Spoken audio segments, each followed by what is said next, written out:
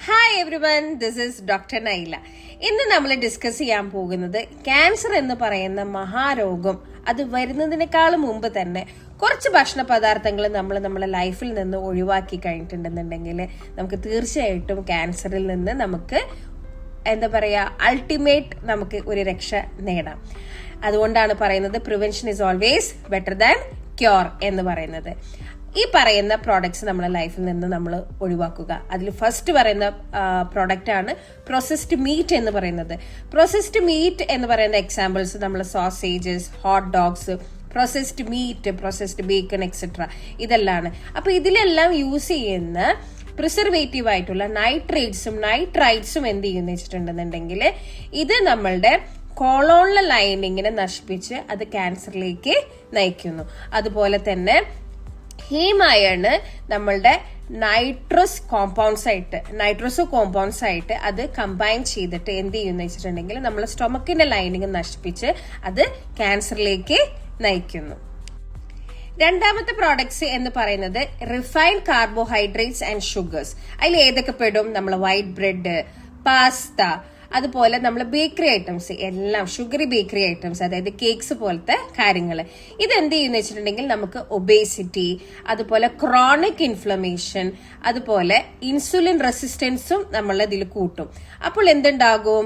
ഇത് നമ്മളെ cancer സെൽസിനെ ഗ്രോത്തിനെ promote ചെയ്യാൻ വളരെയധികം ഇത് ചാൻസസ് കൂടുതലാണ്. അതായത് ക്യാൻസർ സെൽസിനെ നമ്മുടെ ശരീരത്തിൽ വളരണമെന്നുണ്ടെന്നുണ്ടെങ്കിൽ ഇതിനെന്ത് വേണം? ഷുഗറിൽ നിന്നാണ് ഇതിന്റെ എനർജി നേടുന്നത്. പ്രത്യേകിച്ച് ഗ്ലൂക്കോസ് എന്ന് പറയുന്ന ഫാക്ടറിൽ നിന്നാണ് ഇതിന് എനർജി ലഭിക്കുന്നത്.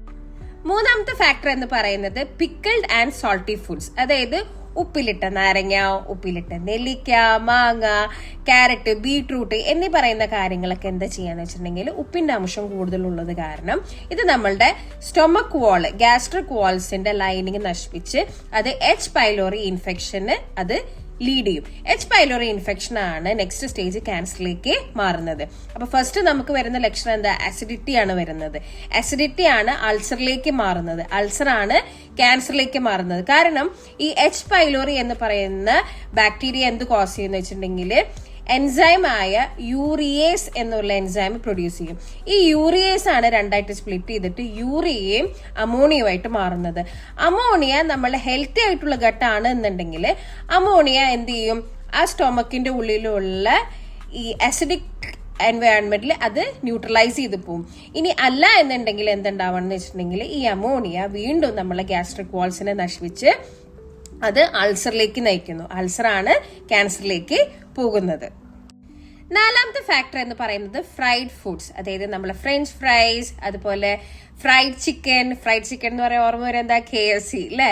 നെക്സ്റ്റ് എന്ന് പറയുന്നത് അതുപോലെ തന്നെയാണ് ഡോണറ്റ്സ് എന്നുള്ളത്. ഈ എല്ലാം ഐറ്റംസിന് നമുക്ക് എന്ത് വേണം? ഹൈ ടെമ്പറേച്ചർ വേണം ഇത് ഉണ്ടാക്കിയെടുക്കണമെന്നുണ്ടെങ്കിൽ. അപ്പൊ ഇത് പൊരിച്ചെടുക്കുന്ന സമയത്ത് ഹൈ ടെമ്പറേച്ചർ ഉള്ളത് കാരണം അക്രിലമൈഡ് എന്ന് പറയുന്ന ഒരു കെമിക്കൽ കോമ്പൗണ്ട് ആണ് അവിടെ പ്രൊഡ്യൂസ് ചെയ്യുന്നത്. ഈ അക്രിലമൈഡ് ആണ് ക്യാൻസറിലേക്ക് നയിക്കുന്നത്. പ്രത്യേകിച്ച് പാൻക്രിയാറ്റിക് ക്യാൻസറിന് ഇത് കാരണമാകുന്നത്.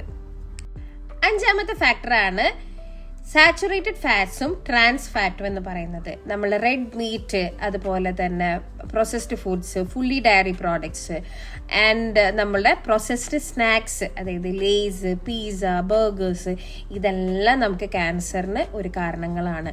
അപ്പോൾ തീർച്ചയായിട്ടും ഈ 5 പ്രോഡക്ട്സ് നമ്മൾ നമ്മുടെ ലൈഫിൽ നിന്ന് ഉപേക്ഷിച്ച് കഴിഞ്ഞിട്ടുണ്ടെങ്കിൽ ക്യാൻസർ എന്ന് പറയുന്ന ഒരു മഹാരോഗം അത് വന്നു കഴിഞ്ഞ് ചികിത്സയ്ക്കാളും മുമ്പ് തന്നെ, അതായത് വരാണ്ടിരിക്കാൻ നമുക്ക് നോക്കാം.